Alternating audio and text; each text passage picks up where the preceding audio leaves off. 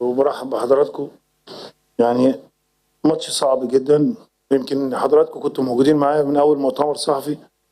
قلت البطوله صعبه، مفيش ماتش سهل، مفيش منتخب سهل. منتخب بنين منتخب قوي وكل المنتخبات. وقلت انا عامل حسابي وباخد بالاسباب وبدرس كل منتخب وكل فريق هلعبه. بخلي اللعيبه بتاعتي ان هي ندرس مع بعض ونشوف الثغرات بتاعتهم ونقاط القوه ونقاط الضعف بالنسبه للمنتخب والطريقه اللي احنا بنشتغل بيها والتشكيل واثناء المباراه التغيير. لكن كل ده بفضل الله ما بيحصلش غير بتوفيق ربنا اولا واخيرا. نحترم الخصم والمنافسين، ولكن تبقى احنا مصر، منتخب مصر عنده بلد كبيره في كل المجالات. الشعب المصري بيحب الكوره، الشعب المصري كان نفسه يفرح، فهو ده اللي انا بتكلم، ده اللي انا بشتغل عليه والحمد لله. ولكن ربنا ادانا الحمد لله الفوز النهارده، وسعيد بيه جدا وفرحان وبشكر لعيبتي جدا والجهاز الفني. لكن الحاجه اللي حزنتنا النهارده ان احنا خسرنا خساره كبيره جدا، يعني للاسف في اثناء هنخسرها في اثناء البطوله والمرحله اللي جايه حتى في نهايات كاس العالم. ان اصابه محمد حمدي اصابه كبيره جدا، واصابه تريزيجيه تمزق في اربطه الانكل، محمد حمدي رباط صليبي. فبهدي الفوز ده لمحمد حمدي لانه لعيب من اهم اللعيبه، من اللعيبه كلها مهمه، بس محمد حمدي من الناس اللي شايل حمل كبير في تصفيات كاس العالم وتصفيات كاس الامم. فانا من هنا انا بهديله الفوز، ومن هنا ان زمايله على قد ما كانوا فرحانين على قد ما كانت صدمه كبيره. وان شاء الله ان اللعيبه اللي موجوده تعوض غيابه وتفرحوا ان شاء الله. لكن الحمد لله على كل شيء ومبروك. وبقول ان احنا كنا بنلعب مع قصاد منافس قوي، ولكن منتخب مصر لا يستهان به، وعلى مر التاريخ هيبقى قوي بكل ابنائه ان شاء الله. مساء الخير كوتش حسام حسن. خليل ابو خليل، موقع لو 360 من المغرب. اهلا بك. للاسف يعني نهنئك اولا على التاهل، ولكن للاسف كانت التكلفه باهظه جدا. هذا التاهل كانت تكلفته باهظه، يعني خساره لاعبين، خساره جهد بدني كبير. يعني المباراه يعني مشات حتى الاشواط الاضافيه.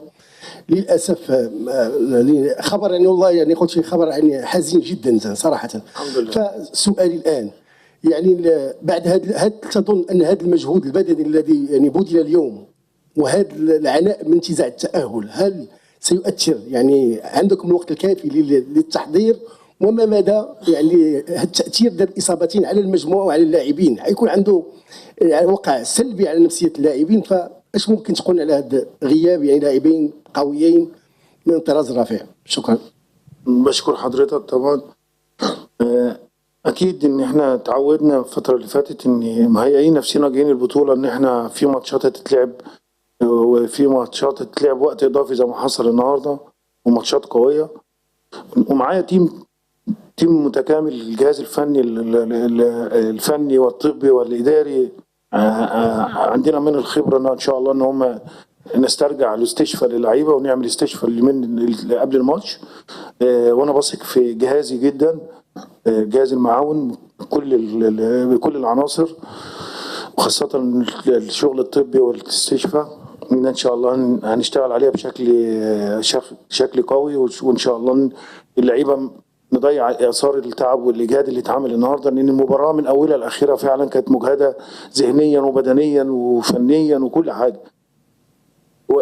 وطبعا زي ما حضرتك طبعا قلت اكيد التاثير كبير جدا الاثنين لعيبه، وخاصه محمد حمدي الاصابه كبيره جدا. لكن ان شاء الله اللعيبه هتاخدها بحافز ايجابي. يعني طبعا اللعيبه زعلانه جدا في غرفه الملابس اللي كانت صدمه كبيره، لكن في نفس الوقت دي هتدينا حافز ان هم يعوضوا ويهدوا الفوز اللي جاي ان شاء الله لمحمد حمدي والمصر كلها. فان شاء الله يرجع بالسلامه، وان شاء الله ربنا يخلينا يوفقنا نجيب هديه لمحمد حمدي والشعب المصري ان شاء الله. اشكرك. كوتش، اولا مبروك. الله يبارك فيك. انا من نفس الجيل ديالك، تابعتك انت وشقيقك اما في البطوله او في كاس افريقيا. كنت تثير العديد من الجدل والمتابعات، ونحن الان نتابعك. هذا الفكر، فكر الانتصار، انت لا تقبل الهزيمه، هذا الفكر كيف نقلته للمنتخب المصري؟ هل نجحت في نقل هذا الفكر للمنتخب المصري؟ ثانيا، عباره انا يعني اريد ان اسال عنها. احنا مصر، هذا عباره احنا مصر، الا تجلب لكم المشاكل؟ صحيح انتم مصر، ولكن في خصوم، في فرق كرة القدم لا تعتبر احنا مصر او احنا المغرب. الا ترى معي كوتش ان كل شيء تبدل؟ اخر سؤال، ماذا قلت لصلاح؟ انت تحدثت في حديث جانبي، شفتك هو صلاح هو يبتعد، ماذا قلت لصلاح؟ شكرا لك.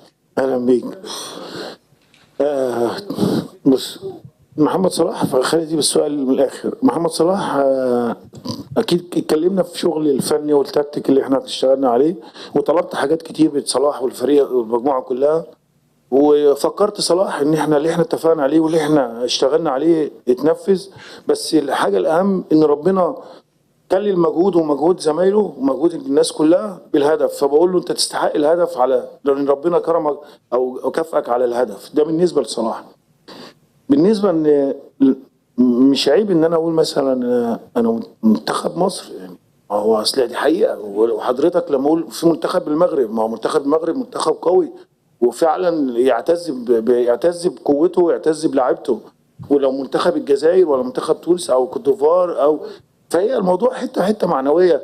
المقصود بيها ان انت بتذكرهم ان انت مش صغير ومش قليل.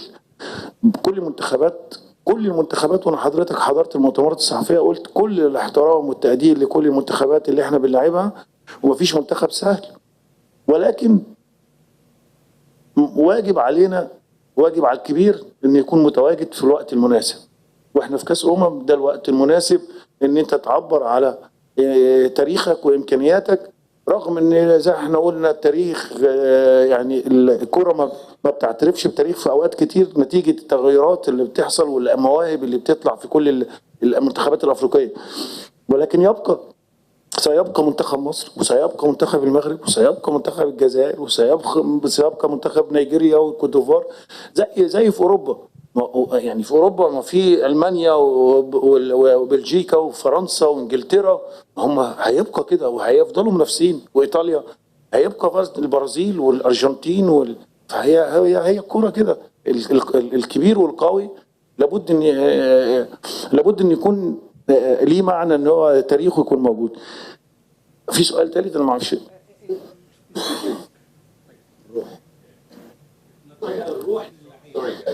الروح، انا اسف. بص، كل مدرب ليه امكانياته، سواء مدرب وطني او مدرب مصري، من الناحيه الفنيه ومن ناحيه بص، التعبير ووصول المعلومه وتوصيل الحافز المعنوي والفني لازم يكون في تكنيك، يعني لازم يكون في تالنت. زي مثلا في لعيب عنده موهبه معينه وفي لعيب اقل في توصل المعلومه. زي المدرس، زي المدرس في الجامعه، في مدرس في المدرسه، زي اقول الجامع، الخطيب الجمعه لما يوصل المعلومه، في ممكن واحد يخطب بس ما يوصلش المعلومه، وممكن يكون واحد بس عنده السنس ان هو يوصل. مش بتكلم عليا، انا بتكلم عموما الشغلانه بتاعتنا. ممكن يكون عندك امكانيات كبيره بس مش قادر تتواصل مع اللعيبه بتاعتك وان انت توصل المعلومه صح وتقدر تتعامل في الظروف الصعبه. فهي كلها، بس احنا ربنا ادانا حاجه كبيره انا والكابتن ابراهيم، ان خدنا كل التجارب اللي حصلت في العالم. يعني احنا اكتر ناس لعبت فتره طويله، لعبت لحد 41 سنه، وختمت البطوله بتاعتي في 2006 في القاهره في كاس برضه، وحاصل على 3 كاس يعني اتعاملت مع مدربين عظام كتير، اجانب ومصريين، بس بالتحديد اولهم واخرهم بالنسبه لي الكابتن محمود الجاري، وكان لي الشرف اني اتعاملت مع كابتن حسن شحاته، وطبعا المدربين الاجانب كلهم. ولكن كل دي خبرات، فالخبرات دي مش سهله، زائد ان انت لعبت على مستويات احتراف في الخارج في اوروبا في انديه كبيره عظيمه زي النادي الاهلي والزمالك والمصري وكل الانديه اللي احنا لعبنا فيها. فبالتالي الخبرات لو الانسان ما استغلش الخبرات اللي خدها وهو بيلعب وهو بيدرب، اعتقد بيخسر كتير، ما يبقاش عنده ان يوصل للهدف.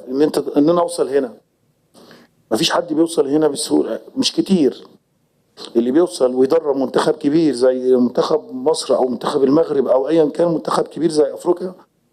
بيتهيألي ما بيجيش بالصدفه، حتى لو اتساعد، لو حد ساعده، بس في النهايه الكويس بيتكشف والوحش بيتكشف برضه. شكرا. صبري علي مصر. كابتن حسام طبعا مبروك، الحمد لله على الفوز والتأهل. خلينا ناخدك نقطة فنية شوية. احنا قعدنا أسبوع مش بنلعب وده مش بيدينا يعني حاجة ما حدش له يد فيها. هل شايف من فنيا ان احنا تأثرنا شوية ان احنا نرجع نستعيد مستوانا تاني خاصة في الشوط الأول؟ اهلا بيك. لا، تأثير ايجابي يعني الحمد لله. بالعكس، انا لولا اللعيبه مركزه كويس قوي بيتنفذ، احنا كنا ممكن لو احنا مش مركزين كنا ممكن نتخطف في الشوط الاول. بالعكس، احنا اللي كنا بنتقدم، يعني احنا اللي بنتقدم بالهدف وهم بيتعادلوا، واحنا بنتقدم بيتعادلوا.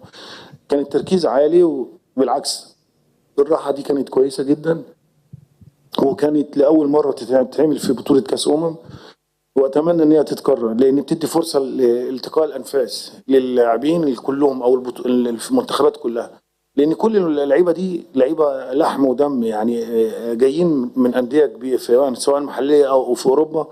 زائد البطوله في ضغوط كبيره لما تلعب 3 ماتشات في الموضوع، لكن كنا محتاجين، وان شاء الله ان هتفرق معانا. تخيل لو احنا الايام كانت قليله ولعبنا النهارده وهنلعب، كانت لكن البعد اللي فات فرق معانا للتحضير اللي جاي كمان ان شاء الله بعد المباراه اللي حصلت النهارده.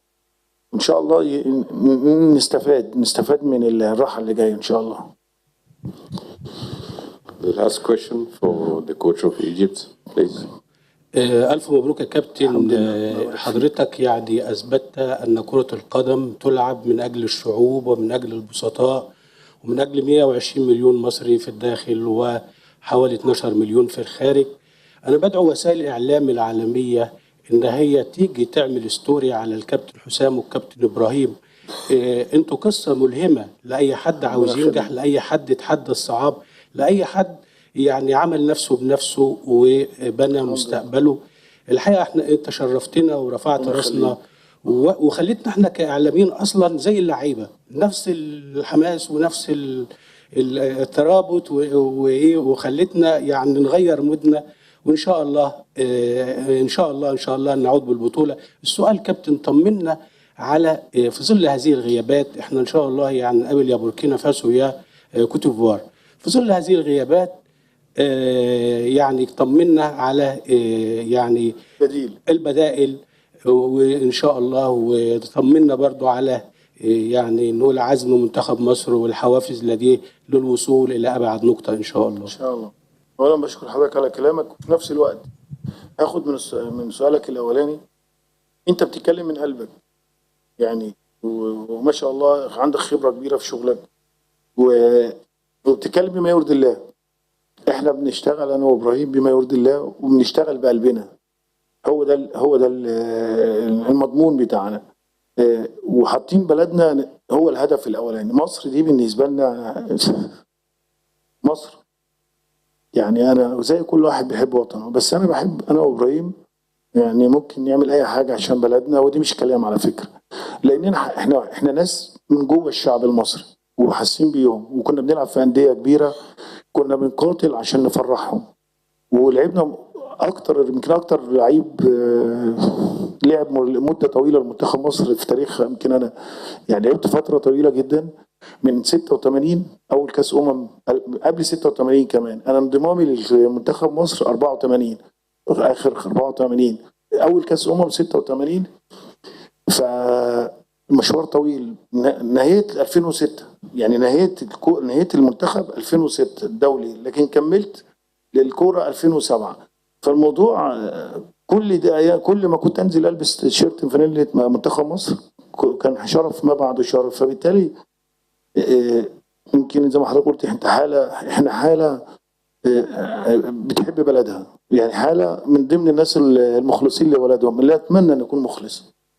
بالنسبة للغيابات أو اللي حصلت الإصابات اللي حصلت، أنا عندي 28 لعيب، وقلت لحضراتكم قبل كده إن أنا عندي ثقة في ال 28 لاعب اللي موجودين، رغم افتقادي اللي هنفتقد بشكل كبير محمد حمدي، لأن هو قوة لا يستهان بها.